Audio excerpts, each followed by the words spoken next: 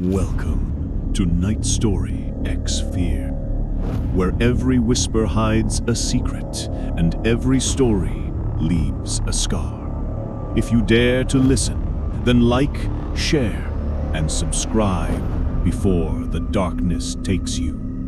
And tell us in the comments what haunts you the most. NightStoryX Fear, where fear never sleeps. Back in 2023, I experienced one of the most unnerving and scary nights of my life. I can't explain what happened. I never liked staying home alone, but after this night, I don't think I've ever stayed overnight anywhere alone since. At the time, my fiance Ryan and I were looking to buy a house since our lease just expired in our apartment, and we didn't want to renew for another whole year. One of my dad's oldest friends owned a house in the area that was currently available to rent because the previous renters had passed away. Since my dad was so close to the owner of the house, he agreed to let us stay there for a cheap rate, and also told us we could stay as long as we wanted. Basically, we were renting month to month in a nice home in a beautiful area of town. It took a lot of house hunting stress away. The only downside for me was that I wasn't thrilled about moving into a house where both residents died within a few weeks of each other inside the house. They were old, so it wasn't like a vicious death or anything, but still, I didn't love the idea. It didn't bother Ryan at all. He was excited about the low price tag of the house. He's not one to believe in bad energy, but I most definitely am. I remember when we first moved in, he would constantly mock me for being afraid. He even went as far as to mimic ghost sounds just to mess with me. Don't get me wrong, Ryan's a great guy. I know I'm painting a picture of him being a jerk, but he's always just joking around. Sometimes you need to knock him down when he plays around too much, and I always did. When we first moved in, it had this awful tan carpet all throughout the house. My dad's friend told us that he was having someone come over to tear out the carpet and put in hardwoods because the carpet was stained all over the place, on top of just being ugly. In the living room, there was a giant dark stain on the carpet. The first day we moved in, Ryan asked my dad's friend if he knew where the stain came from, and he shared information I wish I hadn't heard. It's really sad. The woman fell, hit her head on an end table, and the stain was from the blood. They think that was what led to her passing. She went to the hospital that night, and unfortunately, she never came home. Then he proceeded to tell us that her husband had passed away just a few weeks before her. He had a heart attack in the basement.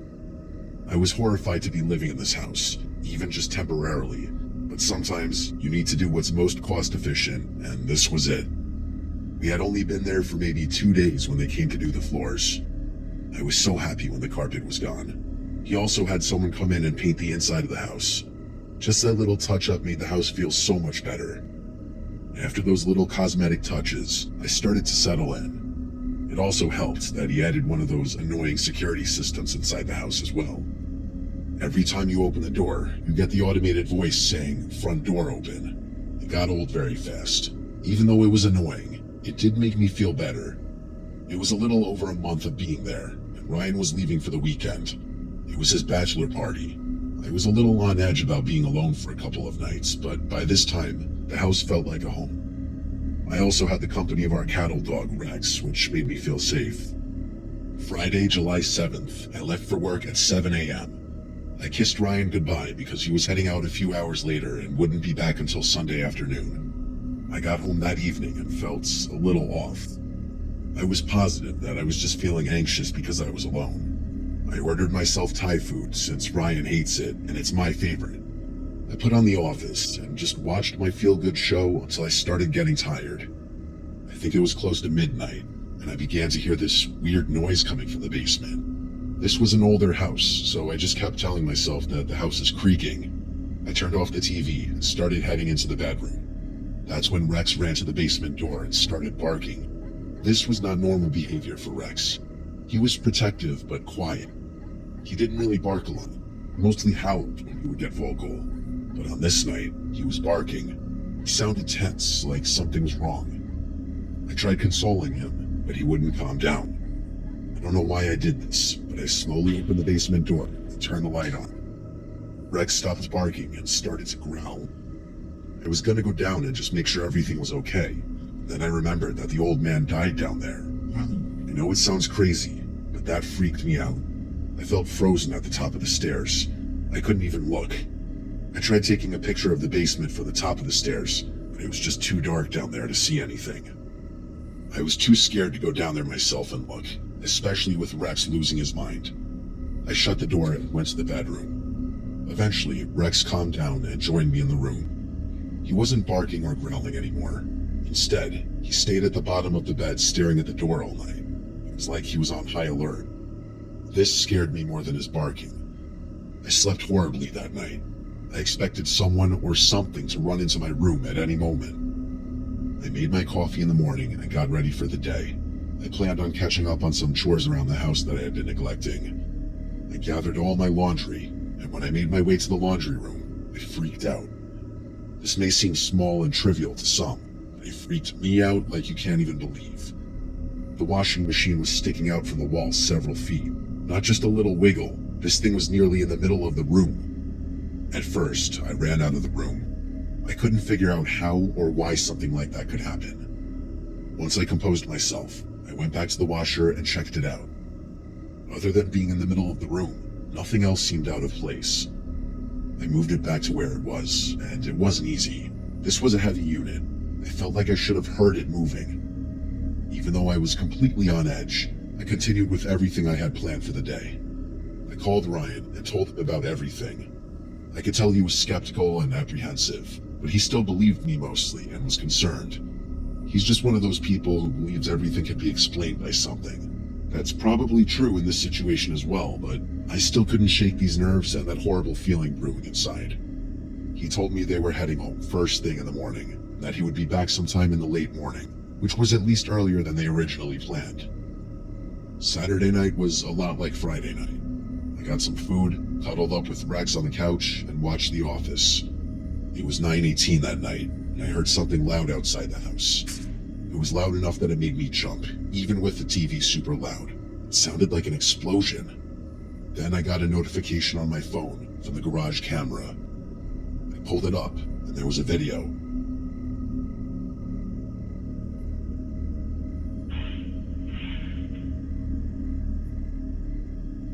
My garage door was open in the video, which is crazy. We literally never used the garage door. We only used the garage for storage.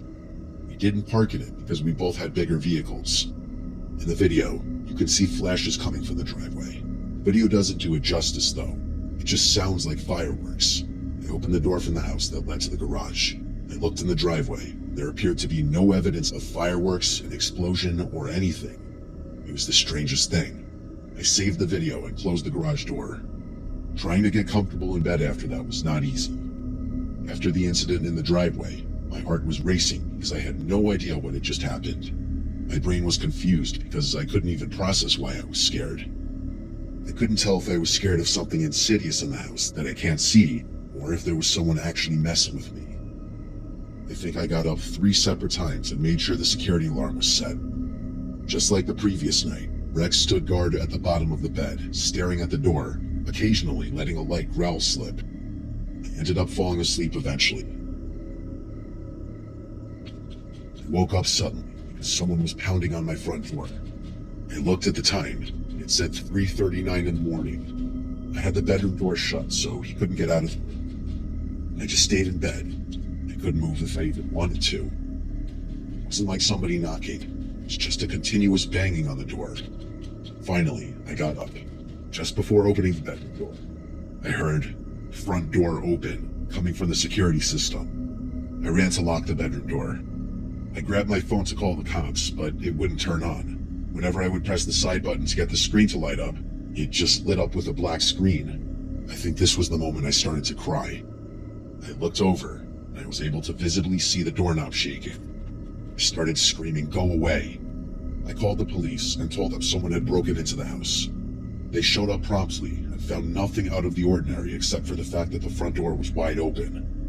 Nothing had been stolen. There was no sign of any foul play at all. I showed the police the video. They assumed it was most likely some kids lighting fireworks off, even though there was zero evidence of that in the driveway. As for the door opening, the cops told me it must have been the wind. Yeah, that's it. The wind on a humid July night is gonna shoot open a door that's locked with a deadbolt. That really nailed the case on this one. After the police left, it was nearly dawn. I took Rex and drove to my parents' house. I stayed there until Ryan got home. I told them what happened.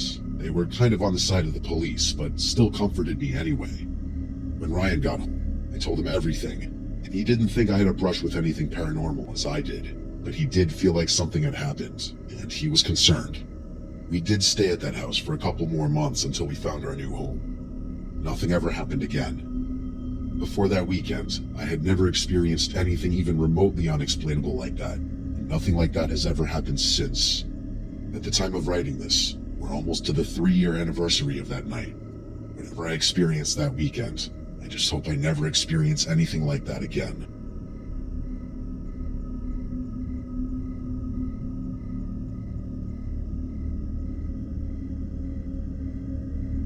I used to live next door to a bar, and I hated it. Thankfully, it wasn't like right next door. There was a line of trees that went all the way around the bar, so I did have some privacy. However, from my driveway, if I looked just right, I could literally see the side of the bar, and that's where everyone would go outside and smoke. Most of the time, it wasn't that bad. It was only horrible on the weekends, or if the local sports team was playing, which seemed like every other day sometimes. I should also say that at the time of the story, I was working retail. That means I worked most weekends, so they would be partying it up at the bar being loud, and I was trying to sleep. It was a great time. Out of all the annoying nights I dealt with, and there were many, one night specifically still sticks with me, and is probably something that will haunt me for the rest of my life. It was a Saturday night, and my best friend Layla was coming over. She's like a sister to me. We've been friends since elementary school, and still are to this day. Around the time of this story, Layla was working hard trying to set me up with anybody. This was kind of before all the dating apps became popular. The apps would have really helped me break the ice. I'm an incredibly awkward person. I've had a hard time interacting with strangers. The thought of going up to a random woman and asking her out seemed more terrifying than the scariest horror movie you could think of. I'm a massive dork, and I love that about myself. I love my comic books, my collectibles, and more than anything, just relaxing at home. It's kind of hard to meet people when being a homebody is the main part of my identity. That's why Layla was trying to be the ultimate wingman. It wasn't going well, though. I had a few dates, but nothing struck. So, on this specific night, Layla came over for dinner and to hang out for a while until her girlfriend got out of work. We had a great night. She gave me some of her classic Layla dating tips to try out next time I go on a date. Around 10 that night, her girlfriend called her and told her she was leaving work. I walked Layla to her car and said goodbye. As I watched her drive away, I heard loud noises coming from the bar. I glanced over and saw a group of maybe 7 or 8 girls. They were clearly drinking and feeling good. They were laughing and talking loudly. I could clearly hear every word one of the girls was saying to her friend. I shook my head, and just as I was getting ready to turn around and walk back inside, I noticed one of the girls looking in my direction. I looked around to see if she could have maybe been staring at someone else, but it clearly looked like she was staring at me. I didn't react because I still wasn't sure if she was looking at me or something else. All the women outside started to head back into the bar, but this woman stayed back a little bit. It was like she wasn't with the group of girls, even though she was standing with them. Then she waved. She had to have been waving at me. There was literally no one else around. I didn't wave back at first. Then she started waving more aggressively. I hesitantly waved back, and she reacted by blowing a kiss in my direction. All I did was smile and go inside. Clearly, it was just a woman at the bar who may have had one too many drinks. After the weird interaction outside, I went in and started playing video games since I had a weekend off for once. I couldn't think of a better way to spend the evening. Around 1:30 that morning, I heard a knock on the door. I paused the game I was playing. I heard the gentle knock again. I wasn't that freaked out because of the close proximity to the bar. I've had people show up at my doorstep before. Some people in this town really like to party. I was used to weird things like this happening. Just in case it was something serious, I got up and looked out the small window next to the front door. Nobody was standing there. At that moment, it pretty much confirmed that it was just someone from the bar being an idiot. My heart was racing a little bit, just because hearing a knock at the door at that hour is always a little jarring. I didn't get back on my game right away. I was sitting in my front room, reading something on my laptop. I would say maybe 15 minutes had passed since I heard the knock, and I got up to look out the window one more time. just to confirm nobody was outside. When I looked out the window, I didn't see anybody, but I did notice that the light inside my car was on. When I focused a little harder, I could also see that my driver's side door was slightly open. Again, I wasn't that scared. I was angrier than anything else. It wouldn't be the first time that someone from the bar tried to break into my car and steal something. The joke was on them because I didn't keep anything valuable in my car. The last time this happened, the light inside my car was on all night, and my battery died the next morning. I didn't want that to happen again. I unlocked the front door, went outside, and made my way to my car. I looked in the back seat just to make sure nobody was camping out back there. Once I realized nobody was in the car, I locked it and headed back inside. Once I got inside and locked the door, I realized I could smell something. It was like a lavender perfume or something. It could have been Layla, but she isn't the perfume type, and I don't think the smell would have lingered that long. My thought was that whoever accidentally knocked on the door was probably wearing too much perfume and the smell was still lingering on the front porch. I finished what I was doing on the computer, shut down my video game, and decided to finally head to bed. I still felt a little anxious about everything that happened, but I wasn't scared. I put on a movie in bed and tried to drift off. I don't know exactly how much time had passed until I heard something. I turned the movie off so I could hear better. I thought I could hear someone running around the house outside my room. It sounded like light, delicate footsteps, but they were moving rapidly. I moved closer to the door to listen. I heard the sound of giggling. It was a soft, feminine giggle. When I heard the giggling and unmistakable sounds of running around, I completely shut my cracked bedroom door and called the police. I told them that someone broke into my house, most likely somebody from the bar next door. While I was waiting for the police, every minute felt like an hour. Eventually, I didn't hear the running around anymore. I quietly got up and left the bedroom. I grabbed one of my dad's golf clubs from my closet and started slowly walking through the house. When I got to the kitchen, I froze completely. Just standing in my kitchen was a small blonde woman staring out the window. She was wearing an old-looking, tattered pink dress. Then it hit me. This was the woman from the bar who waved at me earlier that night. Before I could even react, she said while still looking out the window, "Hey buddy, I know you're there." Then she snapped around quickly and stared directly at me. Then she started to run at me. I ran to the bathroom, shut the door, and locked it. She kept knocking on the bathroom door, begging me to open it. It wasn't long after this that the police showed up. They were inside the house and knocking on the door. I opened the door and only saw the officers inside the house. I looked down, and right outside the bathroom was one of my steak knives from the kitchen. After leaving the bathroom, we noticed that the back door was also left open. We figured that she must have run out the back door. The next day, we went to the bar and asked them if they remembered anybody who fit that description, and the owner knew right away. He told us that she was dirty and apparently bothering the guests. Eventually, he had to throw her out of the bar. She was lingering outside for a while, but once he threatened to call the police, she disappeared. After that night, I never saw her again, thank God.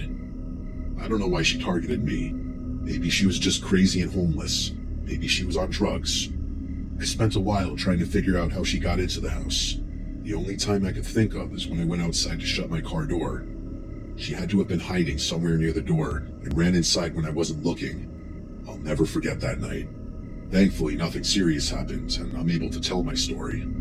I just hope that this woman got the help that she needed, and that she isn't terrorizing more people.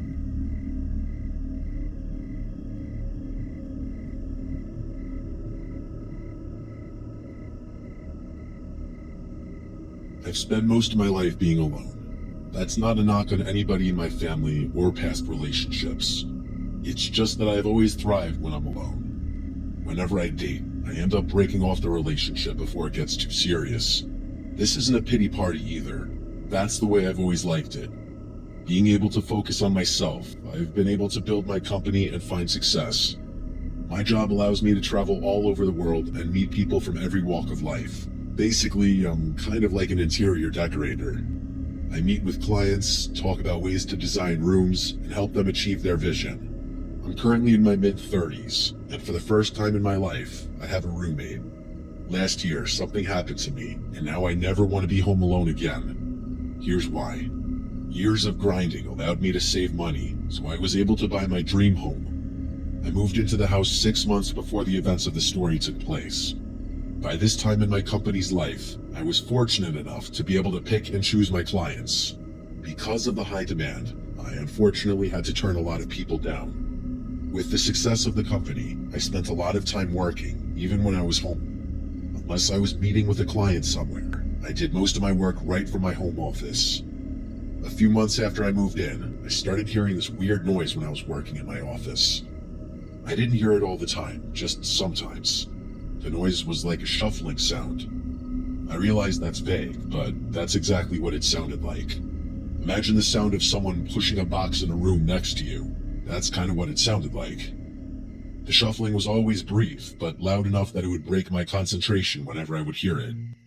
The first few times I heard the noise, I ignored it and went back to work. Once it started happening semi-regularly, I couldn't ignore it anymore.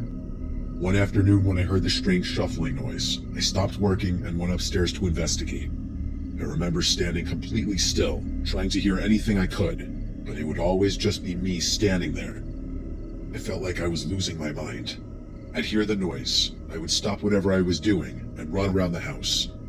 Once I proved to myself that there wasn't anybody walking around upstairs, I thought that it had to be squirrels that must have gotten into the siding of the house.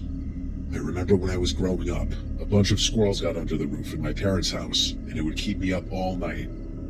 Anybody who has had this happen to them knows how much of a pain this can be. Not just because they can be annoying running around, but because of the damage they can cause. Once I had my squirrel revelation, my mind was at peace for a little while. I figured I would just take care of it when I had some time. The noise continued for a few more days. Every time I heard the noise, I would write myself another note to remind me to call someone about the squirrels. I had so many other things on my plate that calling someone to deal with this was the least of my concerns. A few nights later, I worked a lot later than I usually would. I didn't get off of my computer and into bed until after 2 in the morning. While I was lying in bed trying to go to sleep, I heard the shuffling sound again. This was the first time I heard the sound at night. I tried to ignore it and just go to sleep, but this shuffling sound was different from the one I would hear from my office. Usually, I would hear the quick shuffle and then nothing, but now, this sounded like continuous movement. It annoyed me enough that I got up, stood on my bed, and tried listening through the ceiling. The shuffling sound stopped, but I heard something worse. I swear I could hear breathing. Just thinking that seemed ridiculous to me. Then I remembered that my house has a crawl space in it that's like a small attic. The crawl space was very small and kind of hard to even get to, that I didn't even use it for anything. It dawned on me that my crawl space was directly over the bedroom. I was terrified. If it was breathing that I heard, I didn't want to think about what that meant. Even though I was scared now, deep down, I still thought I was dealing with squirrels. I got myself hyped up to at least look at the crawl space. I had one of the pull-down strings on the ceiling that released a ladder that led to the crawl space. The string was usually secured next to the door. I was short enough that I had to get a chair to stand on just to release the string so I could pull it. I started to pull the string hard because I thought it might have just jammed. Finally, it opened, and I slowly went up the ladder. All I did was poke my head into the crawl space and look around quickly. I didn't realize how scared I was until I was actually on the ladder. It was dark, and I didn't see anything except for 2 giant beams on each side of the crawl space. After my quick glance, I shut the crawl space door. I was starting to scare myself. I went into the living room and turned on the TV. I couldn't sleep. I just kept thinking about someone being in the crawl space, hiding behind one of those beams. At least with the TV on, I could try to distract my thoughts. I started to doze off eventually. While I was going in and out of sleep, I thought I heard the sound of a door creaking open. The sound was jarring enough that it woke me up instantly. I jumped off the couch and scanned the entire room. I didn't see or hear anything at first. I took a few steps from the living room into the kitchen. I still didn't see anything out of the norm. I walked out of the kitchen and into the hall. At the end of the long hallway was my office. Since the hallway was pitch black, I turned on the light. I half expected to see someone standing at the end of the hall once the light was on. I was so on edge by this point. I slowly continued down the hall and into the office.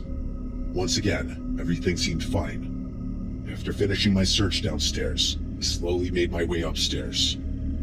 Right away, I noticed that the pull string was dangling down, and even more terrifying, it looked like it was slightly swaying. I thought it had to be my imagination. I was sure that I secured that string when I closed it earlier. Because of how scared I was when I went up there, I thought to myself that it was possible that I could have left the string hanging, as unlikely as that may be.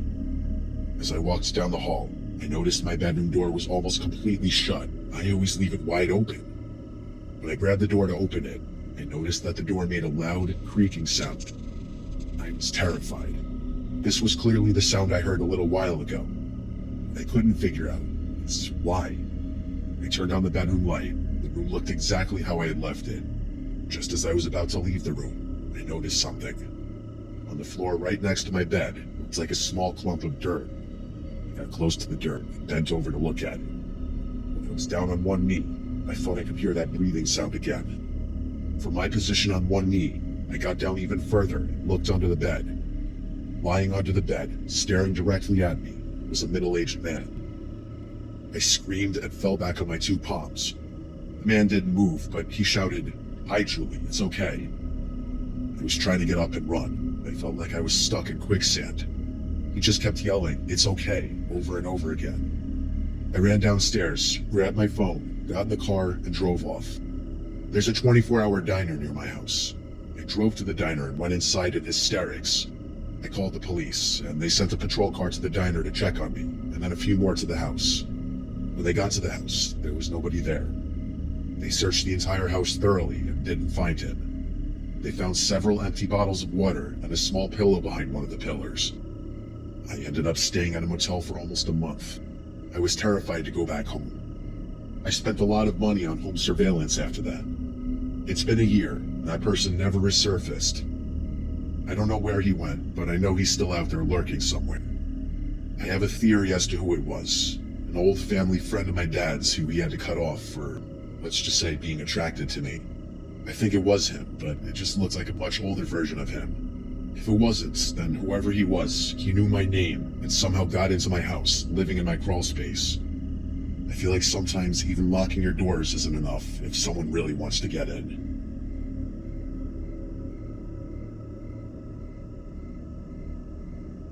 There is a specific kind of quiet in the Blue Ridge Mountains that doesn't feel peaceful. It feels like a warning.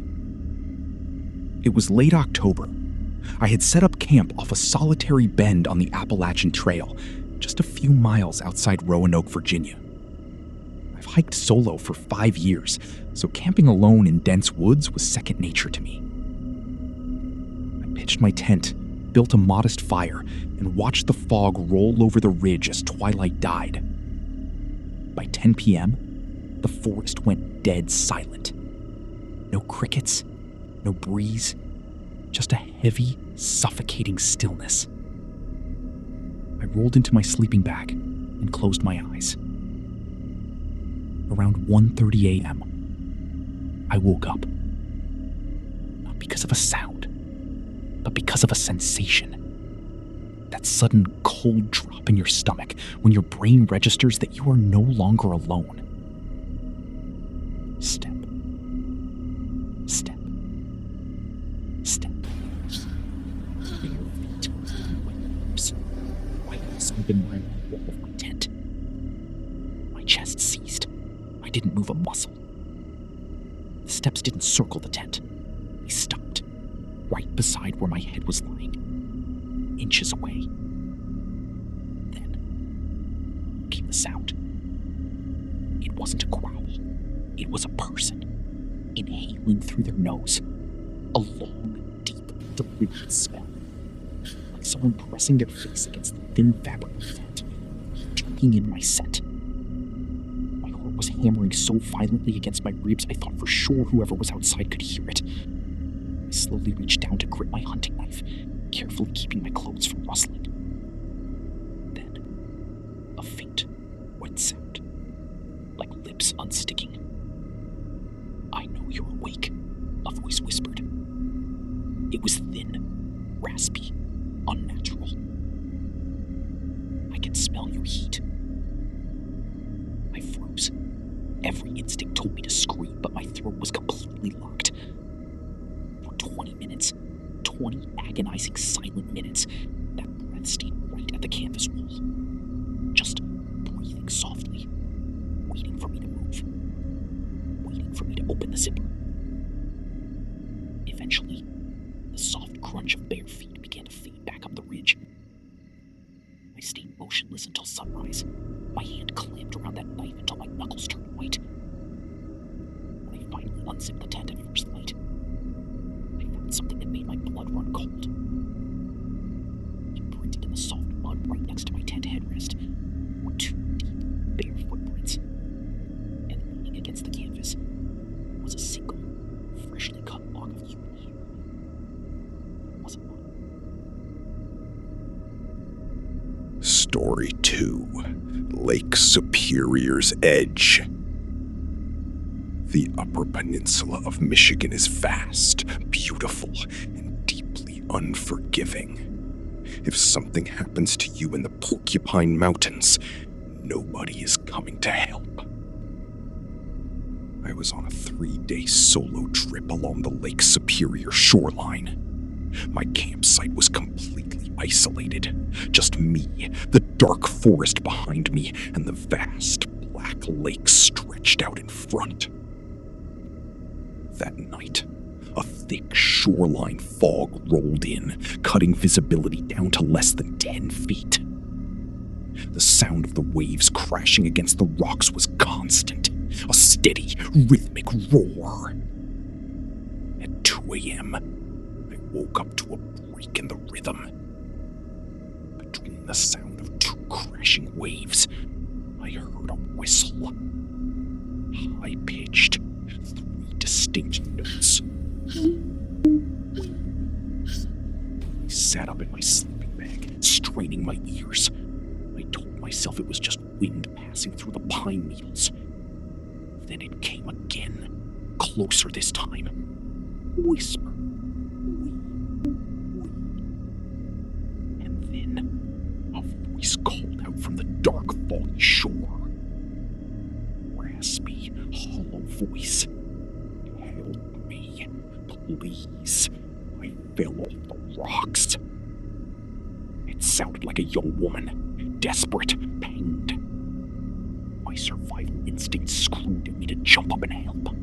I grabbed my high-lumen tactical flashlight, unzipped the tent, and stepped out into the freezing fog. I swept the beam across the rocks toward the water. "Where are you?" I shouted into the fog. "Over here," the voice cried out from about 30 yards down the shoreline.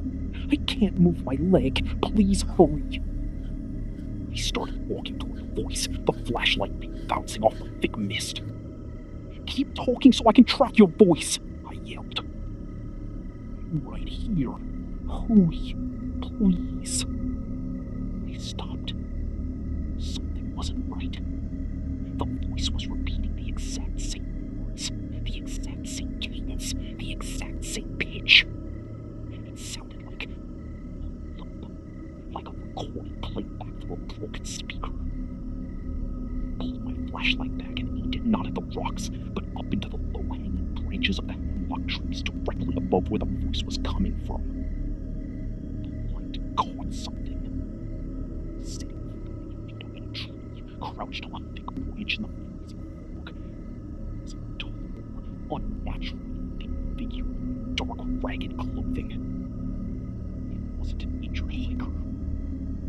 It was looking directly down at me, and as my flashlight hit its pale face, its jaw unhinged slightly, and out came that exact same voice. "Right here. Hurry, please." I didn't think. I dropped my pack, turned around, and ran as fast as my legs could take me down the dark trail to the distant highway. I wanted my tent, my gear, everything. Back for it. Story 3, The Watchtower. If you've ever been deep in the Oregon wilderness, you know how dense the old-growth forests are. Trees hundreds of feet tall, blocking out all natural light even during midday. I had hiked up to an abandoned fire lookout trail near Mount Hood. It was late November, right before the heavy snows hit, so the entire sector was completely empty of tourists and rangers. I pitched my bivy bag on a a wooden observation platform overlooking a deep ravine. It was miles from the nearest paved road. Around midnight, a heavy mountain rain began to fall. The pitter-patter against my waterproof tarp was loud and continuous. Then, I felt a heavy thud on the wooden platform beneath me, like someone had stepped up onto the stairs. Then another thud. I unclipped my knife and slowly slid out of my bivy bag, staying low to the ground. The rain was blurring my vision, but through the darkness, I could see a dark shape standing at the edge of the platform. It was a man, standing motionless in the pouring rain. No raincoat, no headlamp, just standing there, soaking wet, staring down at my camp. "Can I help you?" I called out, keeping my voice firm. He didn't answer. He just slowly tilted his head to the side. Then he did something that made my skin crawl. He slowly reached into his jacket, pulled out a heavy pair of metal industrial shears, and started cutting the guy lines holding up my shelter. Snip. Snip. He was completely silent. No anger, no expression. Just methodically disabling my gear in the dark. "Hey, back off!"